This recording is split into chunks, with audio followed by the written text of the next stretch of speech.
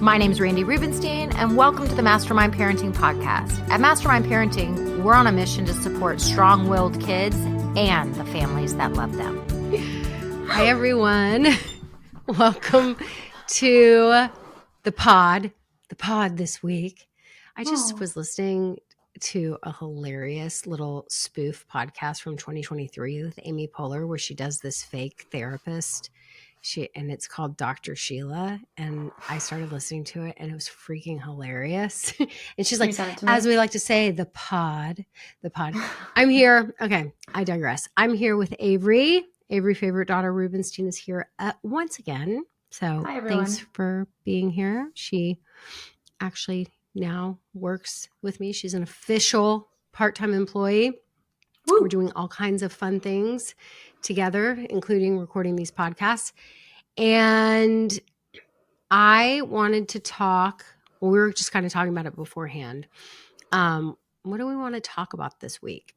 And I thought, well, I know this gets asked quite often, and I know parents worry. How do you get your kids to care about their schoolwork more than you do? Yeah. Like how do and sometimes there's all the kinds of sneaky ways that, all the formal parenting language. I just want to motivate them. How do I get them to be motivated? So I thought that could be a good topic for us to unpack. Yeah, I like it. Let's do it. Yeah. Okay, so can you just tell us what worked and just give us the lowdown? Well, my initial thought was reading is what made me fall in love with an intake in knowledge. And I think, honestly, if I think back to why I enjoy reading so much still, because I really only read fiction books. Definitely don't read nonfiction. I don't like that type of learning. So I think it was cultivating magical thinking when I was young and like being really comfortable in putting myself in another world that made me enjoy like those Magic Treehouse books. Because every single book was like, you get to travel to a new world. And then Percy Jackson, like, oh, I get to imagine what if I, was adopted and one of my parents was a god or something like that. So I feel like that's what initially started it. But I don't know, like you guys never asked for a report card or like we're keeping up with my grades. I think I just like didn't like the feeling of disappointment if I didn't do well. Okay. So there's a lot to unpack there because I was rambled. No. It was perfect. It didn't sound like there was a lot to unpack, but just because I hear parents all the time, it's like, but how do you get your kids to become readers? Like, how do you get your kids to become readers? How do you like, and the other part is we never asked for a report card. Like, full disclosure, and I asked you this the other day because I didn't really remember. I'm like, did I ever look at any of your report cards? I don't think so. I think the only time you would see a bad grade was when I needed you to sign like a failing quiz or something. Yeah. Which was not that often. I don't even remember that. But I think it happened once in 7th grade. I'm like, I actually remember. What class? It was math. Really? I know. And I think that's why I became so good at math. Is because I was like, that can never happen again. What was the concept? Were you just not grasping it? It was pre-algebra, I think. And I think it was just new. And I also didn't pay attention. I think the class was really boring. Yeah, that makes sense. I know I'm like you. Like I just think of you as being a little mathy math person. I know. It was embarrassing. But I think even just the thing of I never looked at a report card, that probably has people listening going, wait, what? You never looked at a report card, but did I always end up knowing what y'all's grades were? Yeah, but also we were proud of our grades, so a lot of times I feel like we'd tell you. But like, You always you know, told me. Y'all always told me. I didn't have to look Yeah. at your report cards because you would tell me. Yeah, what you or we'd got. be like, oh man, I got a B in this class, or I'd be disappointed in myself, so I'd be like, oh, I have a C in history right now, I have to fix that. And it would be more I confided in you over it rather than tell you out of admission of guilt. Yeah, I kind of just want to like unpack that because I know that people want to know. Mm-hmm. How do you get your kids to, and so really to me, it is like, how do you help your kids to develop agency, which is the fancy word for they're the ones in charge of their schoolwork. They're the ones who feel responsible. They're the ones who feel in control, right? And I think that's the problem a lot of times is parents just are confused. They think it's their job to be on top of all their kids. Like that's what a good parent does. You know, they Mm-hmm. think like it's their job. A good parent is super involved. And I mean, and if you had neglectful parents or just regular parents of the 70s and 80s that like, they didn't know what the hell their kids were doing. And Right. so I think a lot of times parents in this era have like overcompensated for like my parents didn't know anything. So I'm going to be the parent that's on top of all my kids' schoolwork. And so they, Mm-hmm. you know, by being so on top of it, I think they accidentally take away the kids' agency. Because it's Right. like, what homework do we have today? When do we have our next test? Like, and the reason why I just brought up that language is it brings me to a story that I've been wanting to tell you about, but I told you I wasn't going to tell you about until we were on the podcast. So Mm-hmm. Avery's just going to be hearing the story really for the first time. And I was in Target on Sunday running some errands, just getting a couple of things. And then all of a sudden I feel a woman staring at me. And, you know, I'm trying not to make eye contact because I don't want to run into anyone because I just want to like get in and out of there as quickly as possible. And Mm-hmm. it's in our neighborhood and there's a chance I could run into someone I know. I've never not at Target. Yeah. And so I feel, you know, when you like feel the eyes on you and somebody's just like waiting for you to make eye contact. So I look up and it's Mrs. Adler. And Mrs. Adler was Avery and Corey's first grade teacher. One time I And accidentally called her mom. yeah. So and in all the years since y'all have had her, I've never run into her out in the wild. Like never. And Mm-hmm. so and she looks the exact same. I mean, she Wow. looked fantastic. And so anyway, so I was like, "Oh my God." I was like, "Mrs. Adler?"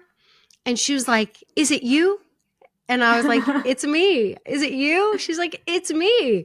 And so we were so delighted to see each other. And we like chatted for like 20 minutes, catching up in Target. And she's like, how is everyone? She's like, "Tell me about Avery Ruth."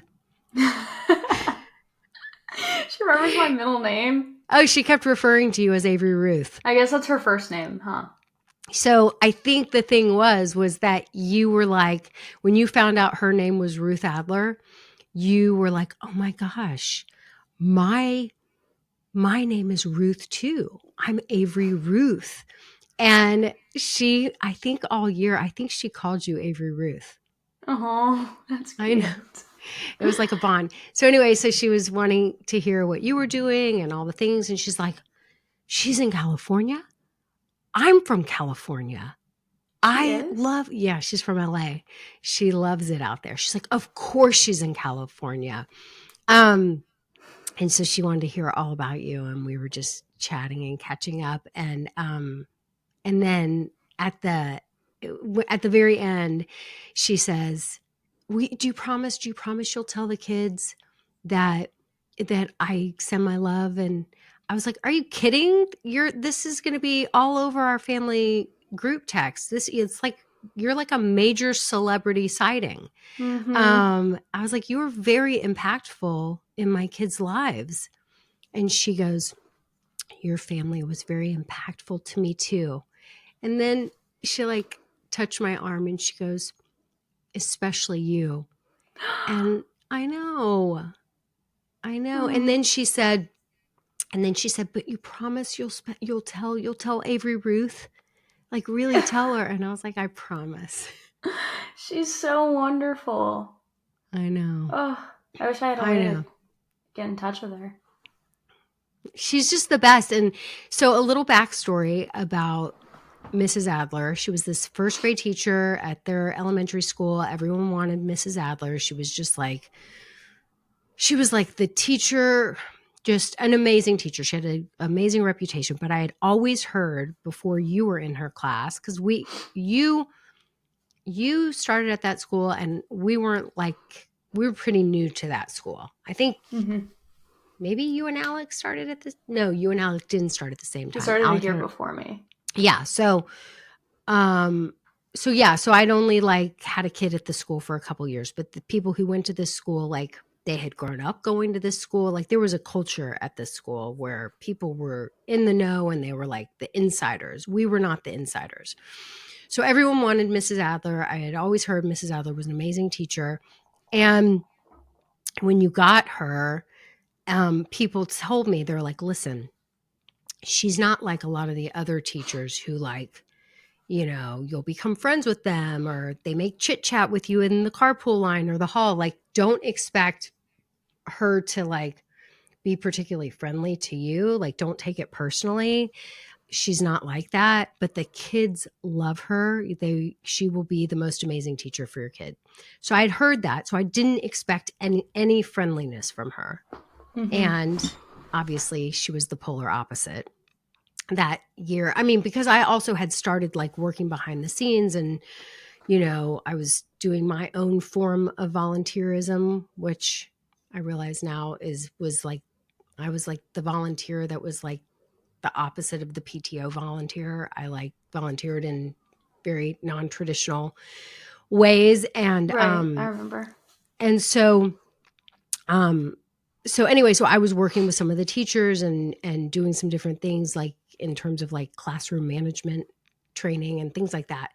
And so I would go in and I would read certain stories to classes. And so I got to know Mrs. Adler that way. And I don't know, we just had an understanding and I just felt like she adored you. She adored you. I think probably also like you were a little bookworm, you know? I don't know. But anyway, so we were sharing stories about what she's doing now. And she was telling me that she's kind of a resource specialist. So she's not running a classroom anymore. She's just pulling kids out that need a little extra support, whether it's acceleration or learning differences. And she was like, it's the best because I still get to interact with the kids. Like that's my whole job is interacting with the kids, but there's no administration stuff. I don't have to deal with any parent stuff. Like I just get to be with the kids. And she's so magical with the kids. And so we started talking about parents and parenting. And I said, you want to know one of the things that I teach parents all the time, and they act like I'm speaking Chinese when they first hear it, is you have to let your kids develop agency. Stop checking their homework. And she just kind of nodded. And I said, you can check that they did it like for completion, but stop checking their homework. Because if there's something they're not understanding, the teacher needs to know that this child needs to be taught in a different way. Like they're not grasping the concepts. I said, you know, like stop checking your kids' homework. Stop trying to make sure they get 100 on their homework. Stop doing all the things. Stop going through your kids' backpacks and pillaging through their backpacks and cleaning out their backpacks and taking out all the things that your kids need to sign. I mean, that need to have you sign. I was like, I remember getting into like a disagreement with a third grade teacher at the school way back when, who kind of chastised me for Alec coming back to school and continuing to have things unsigned. And Ms. Adler was just kind of smiling. And I said, I'm sorry, I disagree. She was like, oh, kids that have, ADHD and labels and different things, they really need this extra support, and you really can't just. And I was like, well, I'm not doing that. Like, Right. if he His wants job. something signed, what was the rule if y'all needed something signed? We had to ask you the day before. No. If you came home from school with papers in your backpack that required a signature, what did you have to do? I don't know, leave them on the table or something. You had to bring them to me with a pen. Oh, right. I do remember that. That was the rule. Anything you need to sign, I'm happy to sign it. Just bring the paper to me with a pen. I'll sign it. It's your responsibility. Right. I also just got a flashback of you playing dumb when we would ask you for homework help. I don't know why I thought you couldn't do 3rd grade math, but I was convinced you couldn't do 3rd grade math. What can you take us down that memory lane? I didn't know my mom could write until she wrote a book. Like, I thought you were illiterate. And it was like, anytime we asked her for homework help, we would never ask my dad. He'd get too stressed. It's just like, was the classic, like, you get a math problem wrong and he flips. But we would ask my mom for help, and it was literally like, it would be 3 plus B equals 6. B being 3. And my mom was like, I don't remember algebra. I don't remember. Sorry. I'd be like, oh, she's so dumb.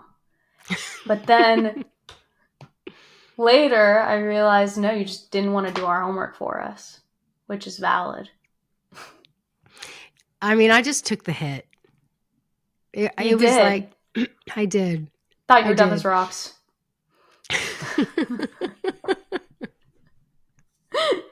Made you into a really great student. You're like, it's up to me to do my own work and figure it out. I was like, I'm smarter than her. I'm more athletic than her. God. She's a real loser. She's a real Lou over here. Yeah. So I was telling Ms. Adler that, like, people can't believe when I'm like, don't do it.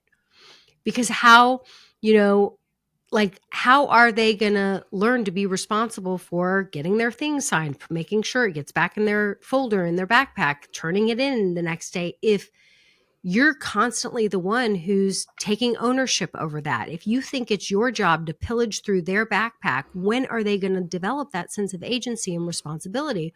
Right. And the same thing, like, if they come home, if they know during class, like, okay, I don't like, my homework, I don't really need to pay attention to this is how we're going to do the homework, or this is how we're going to do the assignment, because when I get home, my mom's just going to reteach it to me. If they constantly have that crutch. But I guess in your case, if you think your mom's dumb as rocks, then you're like, I better pay attention. Explain it to me. Yeah, I was like, she doesn't know syntax. I have to pay attention to what a compound sentence is. She has no idea. I mean, I just took the hit because I was like, yeah, I don't know. I don't know what to tell you. I guess you're going to have to ask you. I have a distinct memory of, in 3rd grade in Miss DeVore's class, being in the trailers, and we were learning about different syntax in sentences and, like, compound sentences and all this stuff. And I remember paying really close attention, because it was the first time I literally think it was one of the first times I'd ever, like, felt like I was learning something new in school that, like, I had to think about. And I remember thinking, man, my mom would not. This one's on me. Like, I got to figure this out. I better pay close attention here. And I came home from Miss Tito's class being like, I learned how to write a 5-paragraph essay. You're like, wow, I don't know how to do that. You're like, she's teaching you new concepts. I've never heard of that before. It was like all these times I was proud of this. And honestly, I kind of think, like, it feels good to have, like, knowledge that someone else doesn't have. I think I felt good coming home and sharing lessons with you, because I was like, she needs to know this one. Like,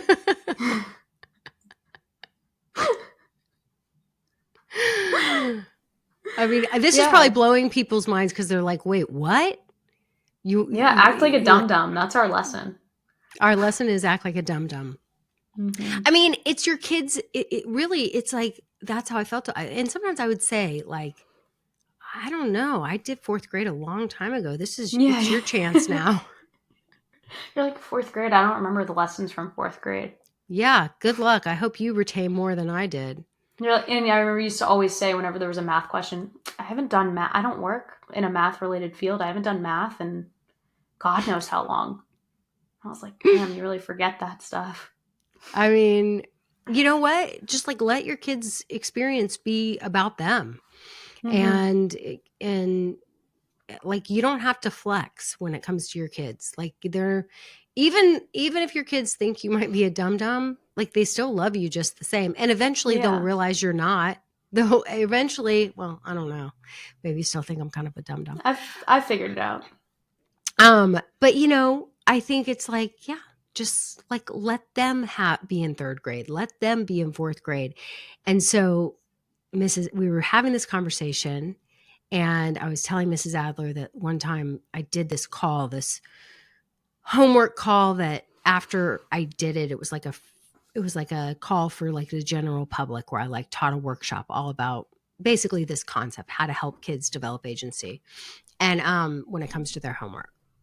And afterwards, I said to Lindsay, who chose that topic? That was the worst topic in the world. I didn't even help my own kids with their homework. I don't even want to talk about this. And Lindsay will tell you that is the resource she has shared the most with the most people. Really? She's like, this is what people are stressed. And so the whole thing about like, well, how do you help your kids to own their homework? How do you get your kids to become readers? You know, I think that's the part that sort of eludes people. But what Mrs. Adler, I thought I appreciated, she shared the story. She said, you know, she said, I had one of my, two of my kids were really academic kids. And then I had one kid that needed a little extra support. She said, and I made the mistake of, I used to say to him, what do we have for homework today? And she was like, I was that mom who sat with him and handicapped him basically. And she said, and when he went to college, he was really struggling. And he was like, I don't think I can do this. And she said that, you know, she was like, you can, you know, but you've been used to me doing everything with you. And now it's time, you know, we should have done this long time ago. Oops. Right. And now it's time.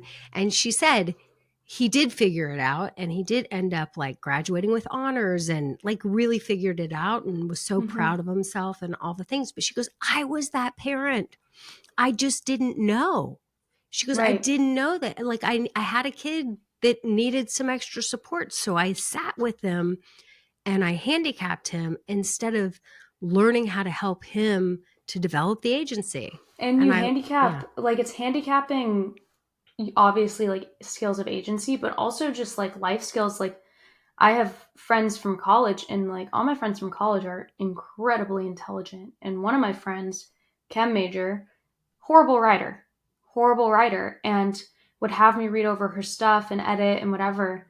And I asked her, I was like, dude, like you're literally the smartest person I know. Why are you so bad at writing? And she said, because her parents assumed it wasn't her skill set and they would help her on every essay. And it was like, whenever I would ask for your help on an essay, you'd edit for grammar. You know, my job was the bulk and it developed. And obviously it's some part of writing is a natural skill, but like I never considered myself a good writer until later in life. And it's, I think because I developed skills early on. Yeah. But you know what? It myself.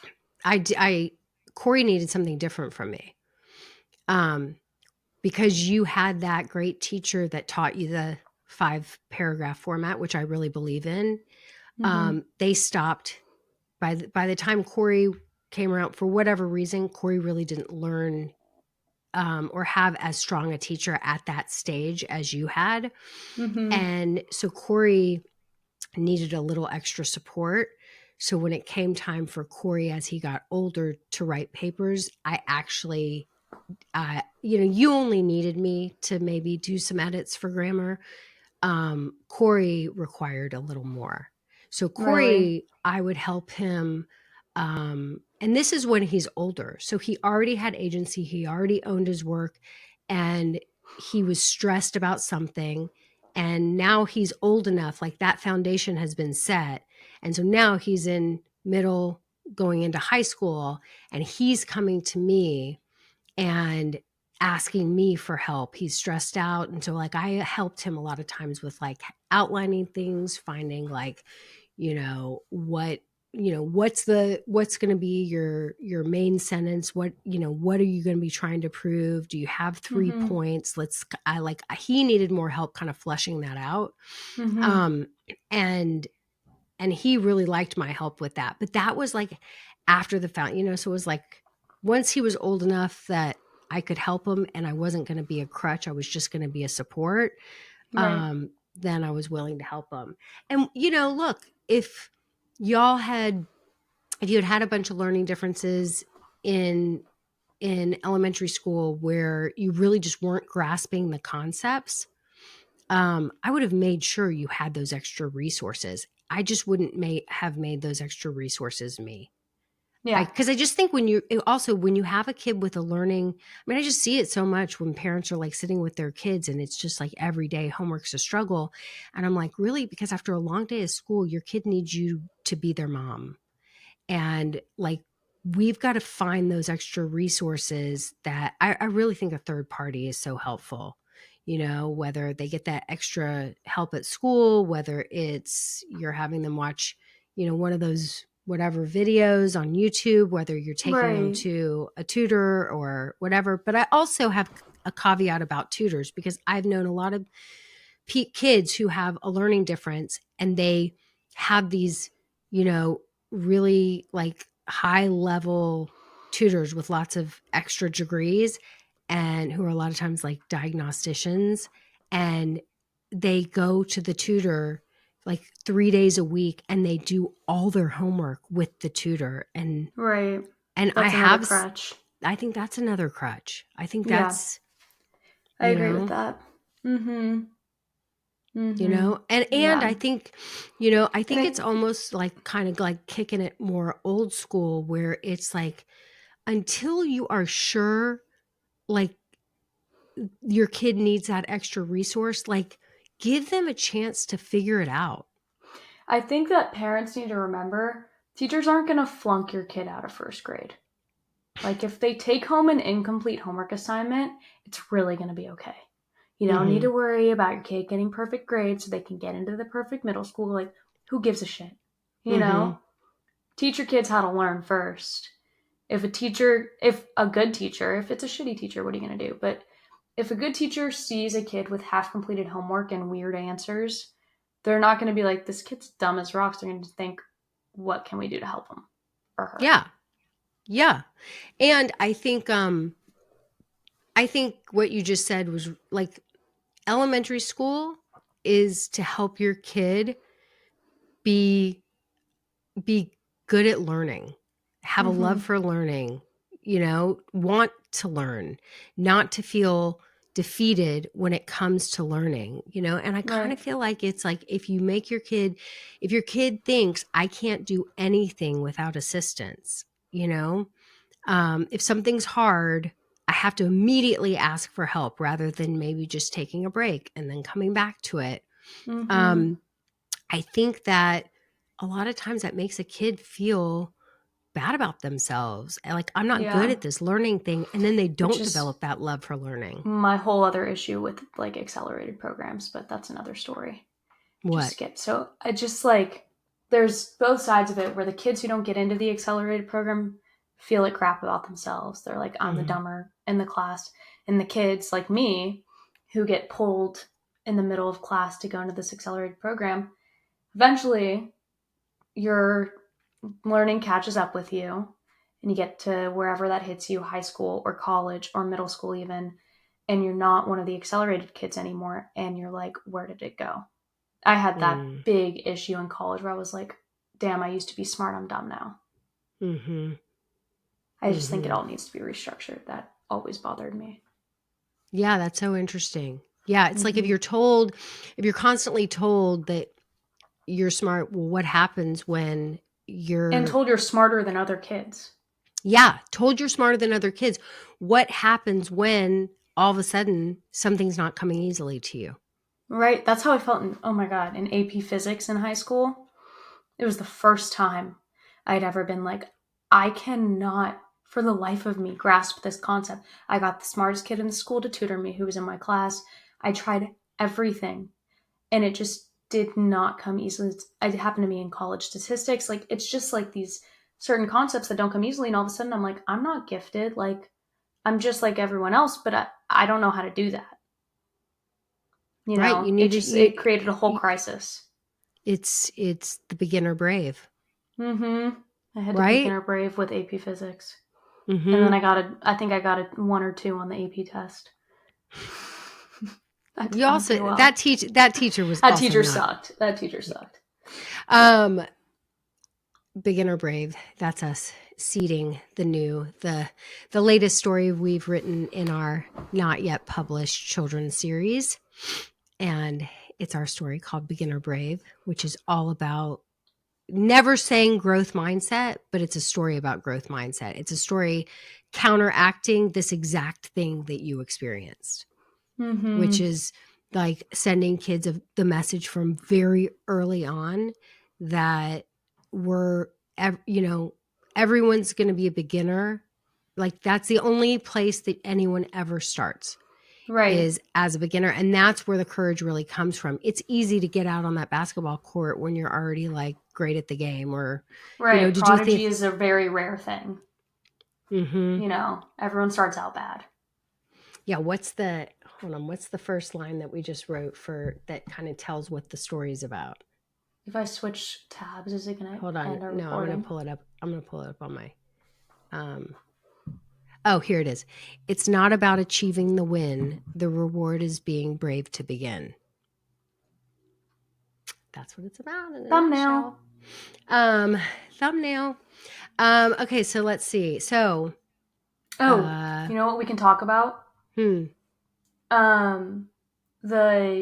What created the love of reading, I just remembered because last night me and Baxter were reading together and it gave me that warm fuzzy feeling. And how I fell in love with reading and what was it about it? Because obviously, like, now it's easy for me to say, God, it just feels good to be in a world where I'm a fearless assassin or going on these adventures or I'm a demigod or whatever. But when I was a kid, I got to be part of adult time. Because at night, after Corey had gone to bed or whatever, I was allowed a certain amount of allotted time to read in bed with mom and dad and Alec.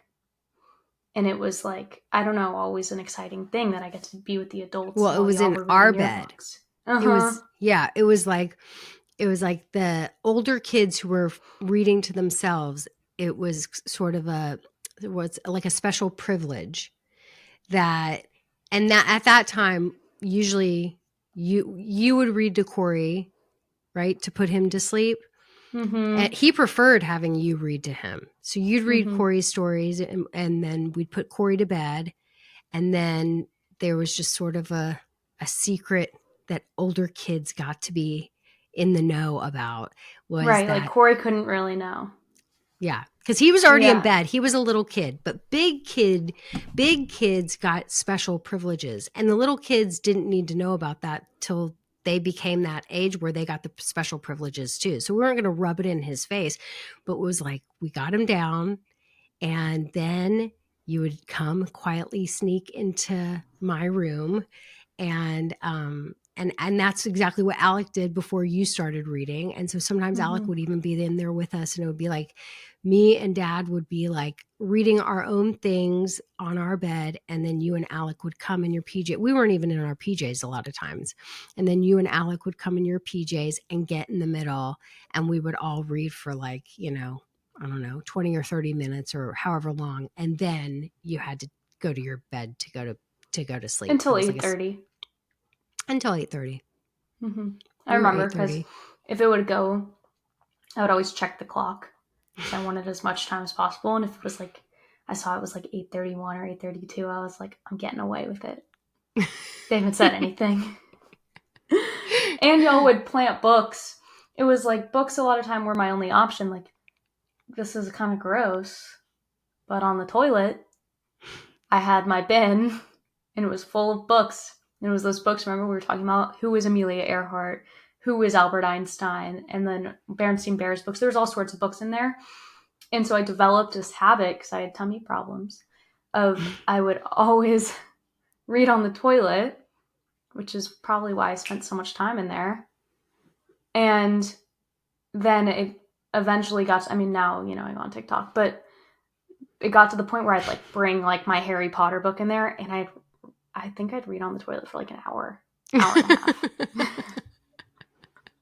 TMI, y'all. But it started from that. Like there was, I mean, from the time y'all were potty training, I remember I had little baskets of books by all the potties. Mm-hmm. And so that was always like, so I think we started instilling the habit of, when you're just sitting somewhere kind of bored or whatever, guess what? You can always grab a book and entertain yourself. Right. And then I think there's something about the psychology of feeling like you get these big kid privileges. Oh, big kids read to themselves. Once you're a big kid and you're reading to yourself, you're reading your own book. We're also big on, reading series. So, we're always, so y'all were like very into your series. So if you're a big kid who like has their own series, and I mean, this is first grade. First grade was when you read, or was it kindergarten or first grade when you read Magic Tree House? Kindergarten was Magic Tree House. First grade was Harry Potter. No, I think second grade was Harry Potter. Maybe. Maybe. Maybe. I don't know. I read those early. And I remember that was another psychology thing you would do is if I needed to get something done, or like it was never, you can't watch any TV. It was like, give me the book. Yeah, like we need to focus. We need to take care of business. So, after you take care of business, then you can get back to your reading. Mm-hmm. Yeah, it was a get to. It wasn't a have to. It was a get to. This is part of our nighttime routine. I think another mistake that sometimes parents make, and it's also well-intentioned, good parents read to their children. And so they continue reading to their kids. And I think there's a lot of professionals that recommend doing this. I think they read to their kids till too late. Like, let your kid develop their own relationship with reading. And like reading next to your kid, and maybe every once in a while you're reading a story together. But if your kid develops a love of reading, they don't want to wait for you.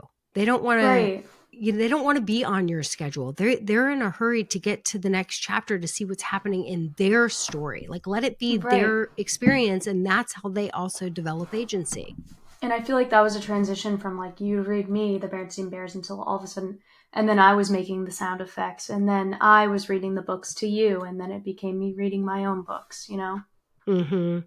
Yeah, it's like an evolution. So it's like we're very much doing it together, but then it becomes like that's your relationship with your books, and I'm having my relationship with my books. Right. I feel like I have a weird memory of getting frustrated by slow turning pages. Like when I think it was when I was probably at the point where I was ready to read to myself, and you would be reading, and it would be me being like, all right, next page. I think I remember that too. Come on, lady. Come on, lady.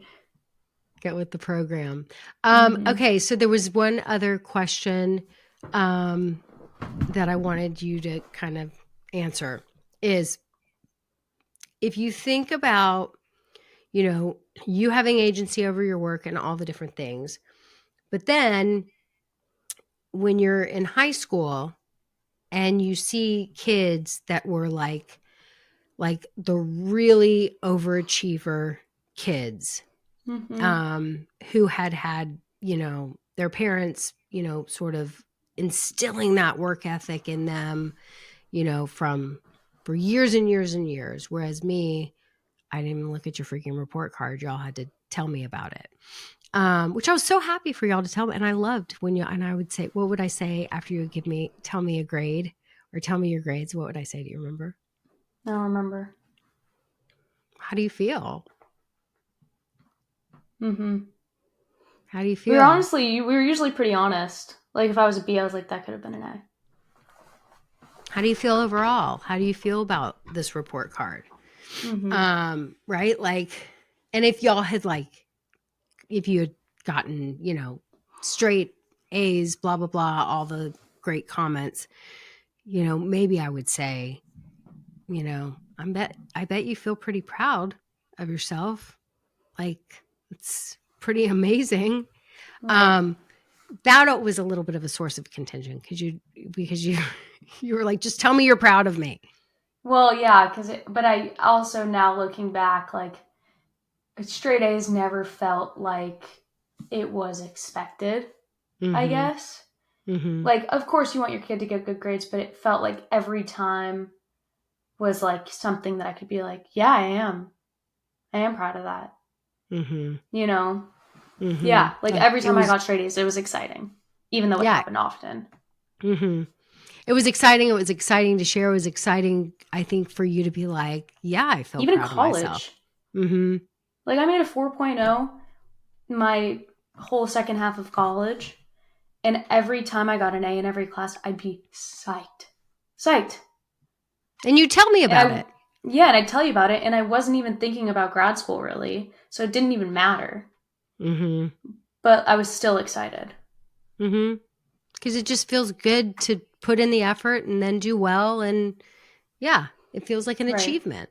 Mm-hmm. Okay, so but if we think of the kids that it was like, you better get that A, or they're getting paid for A's, or they're, in big time trouble if they don't get like the highest grade, and they have, round the clock tutors and just like really, really intense. Right. And a lot of those kids that were like that, or not, there weren't a lot of kids like that, but the kids that were like that, a lot of times it did pay off. Like they graduated at the very top of the class. They ended up going to, got into the fancy school where their parents could feel super proud, making their social media post and bumper sticker and all that stuff. So my question to you is, do you think that I should have been a little more psycho? It's interesting because I have a lot of regret for not trying harder, because I think just being naturally intelligent, I could have been one of those kids. Mm-hmm. I also always remember feeling bad for them because they always seemed nervous, like really anxious about like every test. So anxious, me being like, we've been learning this for a week. Like, what do you mean? Like, we know it. Why are you studying all of lunch? I don't understand. But there were times where I was like, damn, I wish I had those habits of like being a little more psycho about my work. And also at the same time, I think socially I'm where I need to be. I had more time for like doing things I enjoyed, like sports. Like none of those kids ever really played sports. They just didn't have time. All they did was school, or like, stupid extracurriculars that seemed really boring and dumb. No judgment. Like even no judgment, go you. But also like it just didn't seem entertaining. Like I got to, instead of maybe like what were extracurriculars that I just like yeah, I was in National Honor Society, but like the kids who were like campaigning for president all the time, I was like, you gotta relax. Like they were so into it. It really bothered. It really grinded my gears. I don't know why. I was like, you're such a tryhard. Which good for, they were playing the game. They wanted to go to the Harvards. But like even like, because I thought about this more because you and I talked about this recently, and I was kind of like, yeah, I wish you had pushed me. But I was the captain of every team that I played because I had the time to devote to it, and I got to like make friends in a lot of different areas because I had time to do that and time to connect with people. Um, and I was thinking back to the kids in my grade who were, you know, the ones that went to Ivy Leagues and worked really hard. And I was like, they didn't really do that, you know? So I don't really regret it. I think also, honestly, the big thing for me was the athletics. I just know I wouldn't have had time to do that. Yeah, I don't really know how I would have. I don't know how I could have shown up more psycho because it just didn't go with my philosophy, you know? Yeah, I don't think you needed to. Yeah, I mean, maybe I could have, I don't know, because if you're, I don't know. I feel like it would have hurt our relationship. I think it would have been like out of alignment, you know? Yeah, If because even like even though you've never put that pressure on me, I have weird things about disappointing people, and it's Mhm. hard for me. It's really hard for me to disappoint people still. I'm something I'm working on, as you know. Um, but like even like when I did bad in Zen Buddhism my freshman year of college, I like failed that shit. Zen You Buddhism. did? I thought you got I a C. almost. Well, I was failing the class and I emailed the professor like a plea. And I was like, what can I do? And he gave me extra credit. And then I got a C. Um, but I remember like really being stressed out about telling you and dad about it. Because I was like, they're paying for my college education. It was the first time I've really thought about money with my education. Um, and I just like really didn't want to disappoint you. And I would have to kind of talk to myself and say, when have they ever cared beyond my own disappointment in myself? Mm. Um, and I think if you had been more psycho, yeah, I think it would have been damaging. Hmm. Yeah. I mean, you might have ended up having a more impressive resume. I don't know. Um, but Whatever, I'm happy. yeah, I don't know. I mean, I think it would have felt too controlling. Like Mm-hmm. I don't believe in controlling other human beings. Yeah. And I do think that your job when you're raising kids is obviously you got a lot of things to teach them and you're shaping them and but I just don't believe that you try to control your own kids and you know tell them what they have to do. You know, it's Right. kind of like when I hear people saying like you have to marry someone that's this religion. And I'm Mm-hmm. like, I don't know, that just feels so controlling. I'm like, why don't you just raise your kids with your values, your work ethic, and, you know, by modeling that, and then know that when they get to a certain point, like they're going to make most likely similar types of decisions. Like, why don't you just Right. believe in that and have some faith? And like a rule by emotion, like when you would ask us, like, how does that report card make you feel? It's a little bit like trust that it doesn't feel good to get bad grades. Right. Your kid's You don't need not to going to rub it like in. that. You don't need Yeah. to rub it in. Just let them sit in the feeling of it not feeling good and they'll fix it themselves.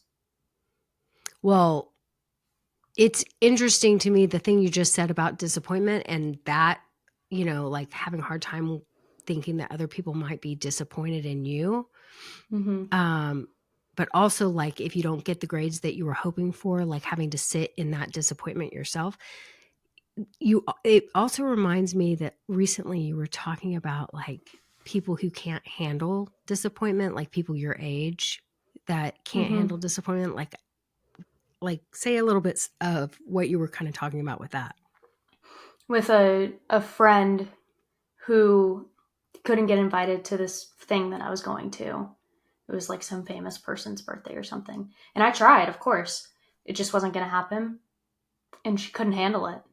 I mean, it was like, how could I not have this opportunity? I do not understand. And it was so frustrating for me because I was like, sometimes things don't work out. And it's like, that's life. Fucking deal, you know? Hmm. Hmm. And And yeah. you said something like people that can't handle disappointment. It's so annoying to me. Yeah. Oh my God. It made me I mean, I had myself thinking I was an avoidant attachment style because I was like, I cannot deal with that right now. It literally made me shut down. But I was But I like, was just my yeah, boundaries. I was like, yeah, no, I think your boundaries are, I think this is healthy annoyance and anger because I think she's testing your boundaries. She's like badgering you to get the invite when you've already said, Mm-hmm. like, it's not going to happen. Wish I could. Right. It didn't happen. So now you got to sit with that disappointment, sister. And she wouldn't stop trying to blame you, badger you, do Yeah. whatever. And I was like, yeah, I think you're annoyed because she's testing your boundaries. That's She was not like mad at avoidant. me. Yeah. Yeah. There was like security outside with a list. I was like, girl, I don't know what to tell you. Like, I'm a +1 of a +1. And it was like calling, texting me, why is this happening? Blah, blah, blah, blah, blah. I was like, dude, you're ruining my time. But I think this is interesting because it's like, if you if it wasn't about ever having to sit with your own disappointment, like if you got a bad grade, you had to sit with the feeling, how do you feel about that grade, Mm-hmm. do you think it reflected how you did in the class, or do you think that it was unfair, or like how are you feeling about that? And then if you're like, a lot of times you guys would be like, well, I could have tried harder. Like, remember that one test? Like, I wanted to go do this other thing, and I kind of dialed it in. I didn't study as hard as I could have. So, yeah, like, I kind of think it was deserved. But then you're sitting with that disappointment. You've reflected, and now you're disappointed in yourself. You're remembering where you didn't try as hard as you could have. Mm-hmm. And I think people who are just so worried about disappointing the parents, and the parents are like, that your actions, young lady, are really disappointing to me. I'm really disappointed in you. It's Mm-hmm. like, it takes it away from the kid. Now your kid is just thinking about disappointing you rather than even having agency over their own disappointment and just sitting with it and Right. strengthening that muscle of how to deal with disappointment. Mm-hmm. Such an important skill. Mm-hmm. Yeah. Okay, we brought Mm-hmm. it all the way back around. All right. So I don't know if that was, if we gave you any answers whatsoever, but hopefully you were able to glean some useful The information. lesson is let your kids fucking deal with it. Let your kids deal with it. Easier said than done. Easier said than done. No, let your kids have their own experience. And also, I thought another big point was, let your kids sometimes think that you're a dum-dum. There you go. That one's important. That one's really important. Okay. Thanks for being here. Thanks, guys. Bye. Thanks for listening today, guys. I hope you picked up some tips, tools, maybe some baby steps for creating more balance and boundaries in your life. And I just wanted to let you know, if you want to continue moving the needle forward in creating this for yourself, having a happier household, I want you to go to my website and check out mastermindparenting.com. We have 3 beginning programs, and if you need some accountability and more support, then please look for the one that would be a good fit for you. And as always, we're on all the social channels under Mastermind Parenting. On Instagram, it's mastermind_parenting. And, periodically I do pop up on different Instagram lives, Facebook lives, where I give you teaching and coaching, and I love engaging with you live to help you help your strong-willed kids so that they can feel better, because when they feel better, they do better. And I love, love, love getting to know you guys. So thanks for listening. If you like this podcast, please don't forget to subscribe, rate, and review. Super, super appreciative.